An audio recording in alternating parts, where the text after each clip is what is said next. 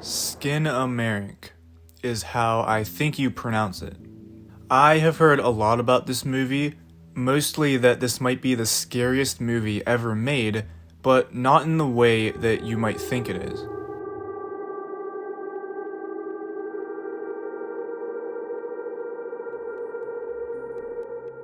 The reviews for this movie are either super positive or super negative. There doesn't seem to be much in between. Unfortunately, all the negative reviews come from people who do not actually take time to understand the movie and are all just like, oh, it's too boring, it's too long. But the positive reviews all come from people who actually took the time to understand the movie and people that don't have 1 minute attention spans. On YouTube, the description of Skinamarink is described as follows. 2 children wake up in the middle of the night to find their father is missing and all the windows and doors in their home have vanished. And that's it. That is the whole description of the movie on YouTube. So the only thing I knew about the movie before watching it was that it was 100 minutes long, it's analog horror, and that the doors and windows have disappeared. So now that that is all out of the way, it's time to watch supposedly the scariest movie ever made. I don't care how terrifying it is, I'm still gonna watch it and I'm still gonna find out just how horrifying it actually is. So one night I turned off all the lights and started watching Skinamarink on my laptop computer at like midnight, I think. So I put a bunch of like red lights up to make it as scary as possible, so hopefully I don't get scared to death, because this is just like next level. I didn't really know what was going on at first. Yeah, I have no idea what the is happening right now, but I feel like I'm gonna know by the end of the movie, so.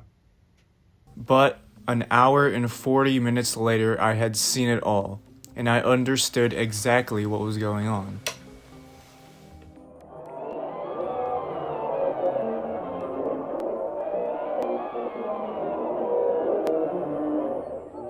So I just watched the entire movie, and for the entirety of it, the viewer is put into the point of view of a child who is abandoned by their parents for the night. This is why the children's faces are never shown, and every shot is taken lower to the ground, just like how a child would see things. I think the purpose of the movie is to explore the anxieties of a child when they are faced with a fear that they have never experienced before. In this case, it's the fear of being abandoned and the fear of the unknown. To understand the movie, you need to understand canopsia. Canopsia is the feeling you get while observing the atmosphere of a place that is usually bustling with people, but is now abandoned. For example, this is what happens when you are either walking in the school halls during class or after hours. The fact that you are so used to seeing a space loaded with people and full of life, it just makes you think that there has to be something there, watching you.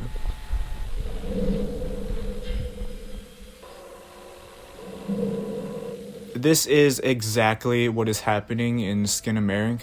The children do not recognize their own home as what it is supposed to be anymore, and they are now scared of it after their parents just left them there in the middle of the night.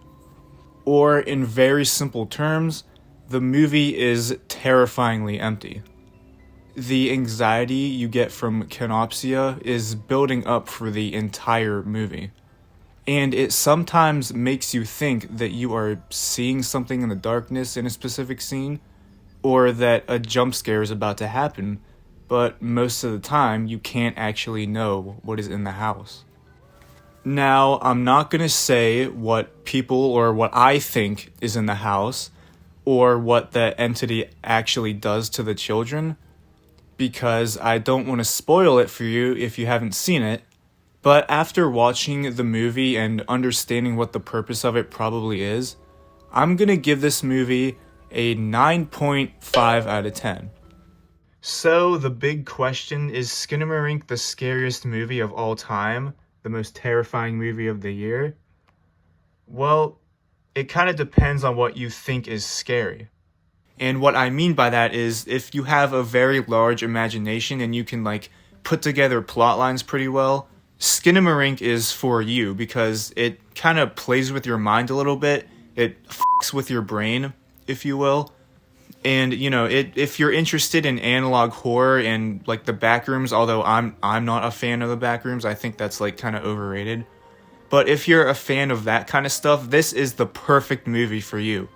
If you're used to stuff like, you know, zombie movies or whatever, like just normal like slasher jump scare stuff, then this movie is not for you because you're not used to this stuff. And I can say, in my opinion, this is probably the scariest movie I've ever seen, just by a little bit though. You know, it's not absolutely terrifying, but from all of the scary movies that I have seen, this would probably be number one. So to answer the question, is this the scariest movie of all time? If you are interested in analog horror, then yes. If you're not, then definitely no, because you're not going to understand this at all. So, yeah. So notice how the trailer for Skinamarink on YouTube only has 3 dislikes. It has 947 likes, but only 3 dislikes. And all the comments are positive. So, you know, it just makes me think that all the people that review on Google they just like didn't give like any time to give a shit about the movie. You know what I mean? I mean, it almost seems like the people on YouTube have actually watched the movie. You know what I mean? I just have a strange feeling that all those negative reviews from the people on Google, I just have a strange feeling that they all just like skipped past the whole movie and didn't watch it. You know, they didn't watch the whole movie. I just have a strange feeling that that's the case. So I left a 5-star review on Google. I know that's probably not going to do anything, but you know, at least it gets my point of view from someone who actually watched the movie. So, thank you guys for watching. I will see you in the next video, and bye, I guess.